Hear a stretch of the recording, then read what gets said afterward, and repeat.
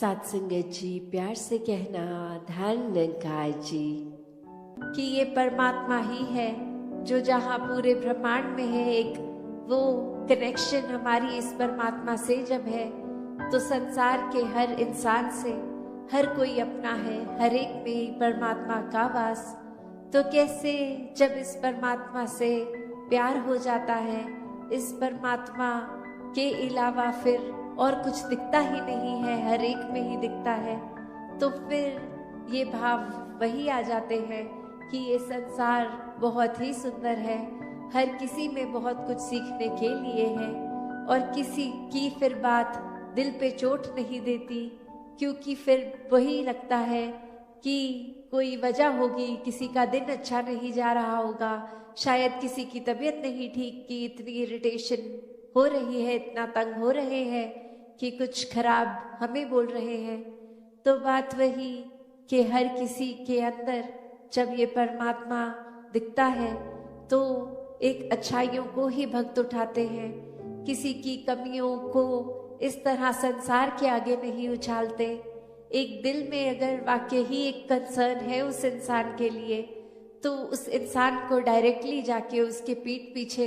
एक back biting नहीं, उसको सामने जाकर बोला जाता है कि ये जो आपने बात कही वो ठीक नहीं थी, इसमें अगर आप सुधार कर लें तो वाकई ही आपका सुधार हो जाएगा, अगर आप अपने थोड़ा बिहेवियरल चेंज लेके आएंगे। और फिर संत यही समझाते हैं कि बिहेवियरल चेंजेस तो टेम्पररी फिर भी हो सकते हैं, कुछ देर की लर्निंग के लिए हो सकते हैं, फिर कभी और ये बिहेवियर वापस हो सकता है अग्रेसिव एंग्री। तो फिर कैसे हर समय के लिए एक मन को शांत रखना है, शीतल रखना है, मन में सहजता रखनी है, मन में सुकून का भाव रखना है और एक तन मन धन हर रूप से, ये सामाजिक रूप से एक संदेश जो हमारे अंदर ये मिशन की आइडियोलॉजी वही एक हर एक तक पहुंचाई जाए। दातार हर एक पे कृपा करे कि हर कोई अपने जीवन में इस तरह सेवा करे, इतनी अनकंडीशनल सेवा हो वो कि रूप चाहे कोई भी मिल जाए, आज सेवा कैसी लगी है कल कैसी, बस वो भाव पूर्णता से समर्पित भाव हो, वो फिर जीवन इस तरह भक्ति में हो कि फिर संगत के लिए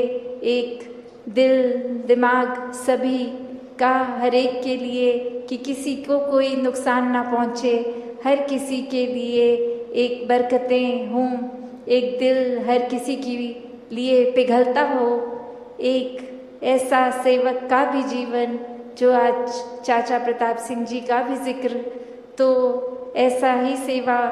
का भाव उनके मन में भी और पूरे परिवार ने भी अभी जो अरदास करी कि ऐसे मिशन में भी एक समर्पित रूप की सेवा अर्पण करते हुए आज भी परिवारों में भक्ति का माहौल एक जो बरकरार है, आगे भी ऐसे बढ़ते चले जाएं तो दातार हर किसी पे कृपा करे। तो भक्तों ने हमेशा वो अच्छाई की ओर ही रुख करना सिखाया है कि परिस्थिति अगर इस परमात्मा ने दी है तो अच्छी ही होगी। एक अगर उस परिस्थिति को अच्छा नहीं समझ रहे हम तो वो हमारी कमी है, इस परमात्मा ने तो पूर्ण किया है इस परिस्थिति को भी। जब इस परमात्मा ने हमको जो कुछ दिया वो परमात्मा का जो दान है, तो ये परमात्मा जहाँ पूरा है तो परमात्मा की दी हुई हर परिस्थिति भी पूर्ण है। फर्क सिर्फ हमारे नज़रिए का होता है कि उसको हम किस तरह देख रहे हैं, उस परिस्थिति में से हम निचोड़ क्या निकाल रहे हैं, उससे सिखलाई क्या निकाल रहे हैं। क्या हम सिर्फ हमारे अनुसार कुछ नहीं हुआ तो उसके वजह से इस परमात्मा को ही कोस रहे हैं, या ये भी मान रहे हैं कि ये ही हमारे लिए बेस्ट है और कैसे इसमें वरदान छुपा हुआ है। तो एक ये नज़रिया भक्तों ने हमेशा से जो जिया कि आध्यात्मिक पहलू अपना हर किसी ने जहाँ एक बहुत ही उस नज़रिए का बनाना है कि जीवन में ये शरीर मिला है, ये मटीरियलिस्टिक वस्तुएं मिली हैं, घर बार रिश्तेदारी बहुत कुछ मिला है, तो क्या इसी में पूरा समय रहकर इस परमात्मा के लिए समय नहीं निकालना, या फिर एक चुनाव अपना है कि इस परमात्मा के प्यार के रंग में ऐसे रंगे जाएं कि कोई दुनियावी रंग फिर छू नहीं सकता। ये पक्के का रंग, ये एक हर समय रहने वाला रंग, और इस रंग को जिसने भी अपने ऊपर लगाया वो हमेशा के लिए आनंदित हो गए। एक जीवन हर समय के लिए झूम झूम के जिया गया। और ये चेतनता ब्रह्म ज्ञान से जहाँ एक ये स्पिरिचुअल लाइफ में तो हर समय ये बहुत ही अच्छा माध्यम, ये टूल। पर एक और बात भी देखी जाए कि अगर हम कोई दुनियावी, कोई मटीरियलिस्टिक अपनी रिस्पॉन्सिबिलिटी, कोई काम काज भी कर रहे हैं, कुछ भी कर रहे हैं, तो उसमें भी चेतनता होनी बहुत ज़रूरी होती है। चाहे वो अक्सर छोटा सा एग्जाम्पल ड्राइविंग का भी कि सड़क पे होते हैं तो अक्सर वही पंक्ति बार बार नज़रों के आगे आती है कि सावधानी हटी दुर्घटना घटी। तो ये हर समय चेतनता की बात है कि कहाँ पे हैं हम इस समय, वो एक एक पल का हमें होश, वो खबर, उस पल में ही रहें। वरना तो सोच एक सेकंड लगता है इधर उधर भागने में, ध्यान भटकने में। तो कैसे जहाँ उपस्थित है शरीर वहाँ मन को भी उपस्थित रखना है, और ये चेतनता हर समय की जीवन में हो। तो फिर बात वहीं आती है जहाँ से हर बात की ही शुरुआत है,